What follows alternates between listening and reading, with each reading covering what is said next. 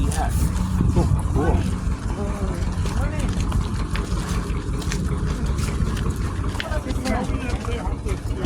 Those are raining. Well, can you buy something by himself? Something I don't know this story. Thomas the Tank Engine. Oh, what's over here? Was made in 1867, and it was in Lakeville, just down the road, on the live railroad track. It was handled a lot of the old freight and passenger trains. Have any of you been on a train before? Amtrak, probably. Back in the late 1800s, passengers would come to Lakeville to travel. The trains came into effect at a good time in the United States. Before, you just had horses, carriages, stagecoach, as you see in Western movies. All of a sudden, the trains came in all the way across the United States, and all the towns grew from the railroad tracks, because that's where you can get all the food and the equipment that you need. This depot serves two purposes. One, passengers and freight. This morning, you might hear a couple of freight trains come through. And we got live track just a little bit from this building. Passengers would come here, they drop their luggage, and they come up to the counter and get their ticket. They buy a ticket here. The ticket master stamp the ticket, and then you keep the ticket. You look on the board, see what time that chalkboard up there, what time's the next train. Looks like 12:50. Check your watch here, 12:50. But there should be a couple of freights coming in earlier. And then you'd wait for the train to come in, stop. It would just come in real slow and then stop, and then you'd board. And as the conductor would get off the train, he'd collect your ticket, punch your ticket, and away you go. Right down the rack.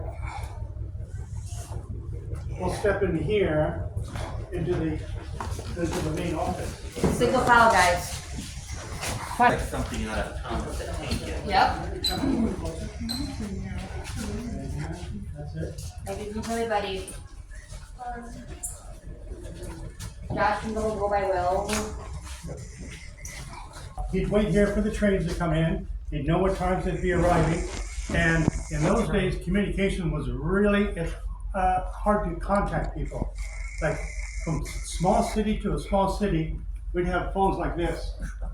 And you can see it's a little hard to contact somebody. How would you dial this phone? You got no numbers, no dial. The operator. The operator, yes. You'd ring it. Hey, Mabel, could you get me Sheriff Taylor down at Mayberry? And she'd connect you.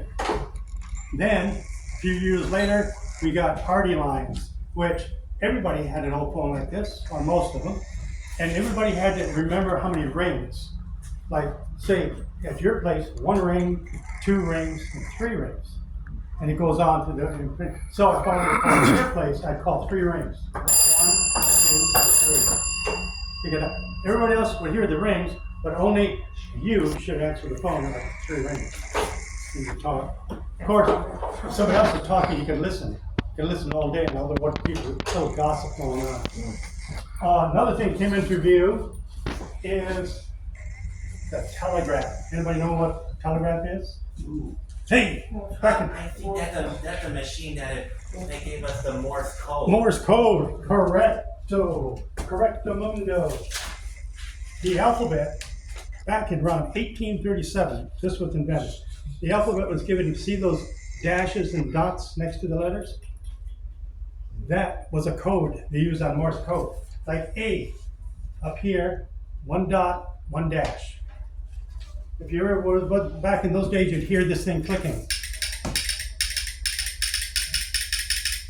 Another operator miles down the road would listen to that, and here would be an A, a dot, and a dash, a long one. Dot dash, dot dash. He'd hear, put an A down, B, or whatever it's trying to spell out, and that's how the messages came about, the telegraph. tremendous tool, tremendous tool. Now, trains would come through a little town, little depot like this. Sometimes they wouldn't slow down. I mean, they wouldn't stop. If they didn't need to, they wouldn't stop. But they'd have to slow down. Steamers would come through, and supposedly down in Lakeville or down in Hastings, you got a passenger who wants to get on the train. So you got a message. Boom. New bang dangle. This is how you communicate with the train. The train would come in real slow. The conductor or the engineer would lean outside, put his hand out, train would come in real slow, and if you could grab this string and the message and hold tight. He'd grab that, head down, keep on going, read the note, tell him to stop at the next station. This is how you communicate with the train. Yes. Another train, when it gets dark, during the daylight we use flags, but at nighttime, we want the train to stop. So we stand on the track, close to the track, and we wave it back and forth. This is how you stop a train, back and forth, like this, back and forth. Now, train would come in, hold it up, it would stop, you talk to him, and then you want him to go again, you raise it up and down. Train would take off again. That's another part of communication. Excuse me, right here. Now, another form of communication, and you can still hear it today, started way back in 1800s, was the whistle. Train whistle would blow the whistle. Now, the engineer's not just doing it just for the fun. I mean, I would do it. Just blowing the whistle. But there are codes, certain codes that the engineer has to use. Now, when a train comes in, even today, like say a freight's going to come in, you'll hear the rumble first, and then you hear the whistle. There's a crossing down here. The crossing's all through Lake Farmington. Whenever you get close to a crossing, a train has to do a code. Two longs, short, long. This is how it would look. This is what a steam engine would do coming into Farmington. You'd go too long, short, long.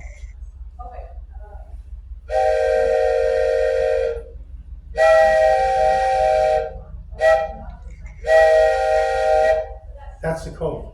Too long, short, long. When this freight comes in today, listen to it first. He'll come up real close, you hear it, and he'll keep that thing blaring a long time because he's got all these crossings. So he'll just play along, one long, another long one, and then you'll hear a short, and then another long one. And he'll repeat that as you're going along. That's how you communicate with the trains. We have telegraph, that signal, and yes. So you said 1918. Like what the engineer's telling people on the tracks, he'll get like too short, like I'm starting the engine, 1 is I'm applying the brakes, 3, I'm going to release the brakes. Okay. So yeah, so they're out there to feel the listen, okay, and then if they go 4 times, 1, 2, 3, 4, that means all the trains stop if they're side tracks, because I'm coming through. About 2 minutes. 2 minutes. Yeah, thank you. Conductor's watch. Also, this is a prime tool of a conductor to have a railroad watch, really accurate. One conductor way back in about 1874 had a watch, and he misdialed it, 4 minutes late. 1905. 1905, and the trains, 2 trains collided. So very important, good train.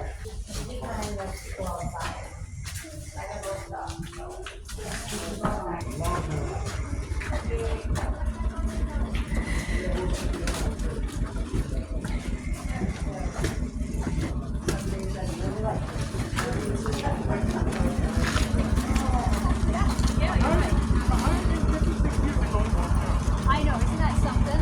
I did it in my head. Good for you. Okay, we're ready. Yep. We have some really useful engines there. Yes. More buildings in the Yeah, the old